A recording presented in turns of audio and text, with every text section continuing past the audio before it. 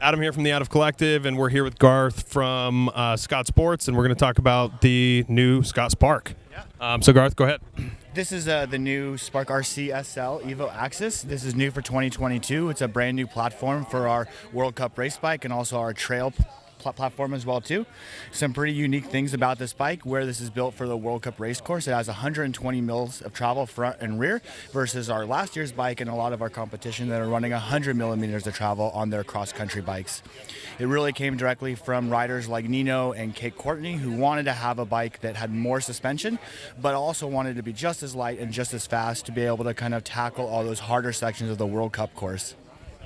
So talk to me about some of the features that make this bike unique. I mean, you guys have 100 triggers going on over here that control so many different things, but it's amazing. I like how well integrated it is. On some of these things, you'll walk around the show and you'll see them super clunky. You guys were one of the innovators with Twin-Loc years ago, and now this is kind of like made it super clean, super functional. So why don't you talk about that a little bit, and then we'll talk about the cockpit. Yeah, so the Twin-Loc suspension is something we've had on all of our bikes. This is the newest version of the trigger up here. The operation of the shock itself has not changed much from previous generations, but the cool thing is essentially what it's doing when you press this one button here, the top one, and you're going to go from basically fully open, you're going to go to a trail mode, and three things are going to happen. You're going to adjust your compression damping, you're going to adjust your travel, and you're actually going to adjust your geometry as well too.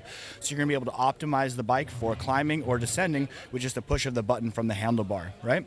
And all of that is then connected to our internal shock on the bicycle. So we've gone ahead and taken such an important part of our bike and put it inside of the frame, where it's not going to be hit with dust and mud and dirt and all that stuff, so it's going to perform better for longer, which is really, really cool.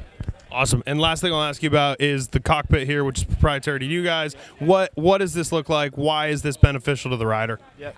So the integration here is going to clean up the whole system. We have all of our cables running internally through the headset here, and then being able to use the Synchros Crescent ICSL bars allows us to build a lighter system, and also something that's going to give us the flexibility where we want it as far as comfort, but still give us the ability to be able to pull on those bars and really give us a nice solid acceleration as well too. Forgot about this. We make the suspension and we put it inside the frame, and the shock is actually sitting right about here. We've done that for a couple reasons. First off, it looks amazing.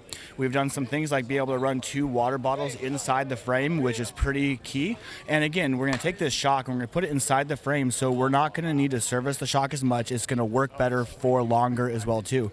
Take the weight of the shock, put it lower in the frame, have more stability on the bike, and again add more stiffness, so when you really go ahead and crank out of the saddle, it goes.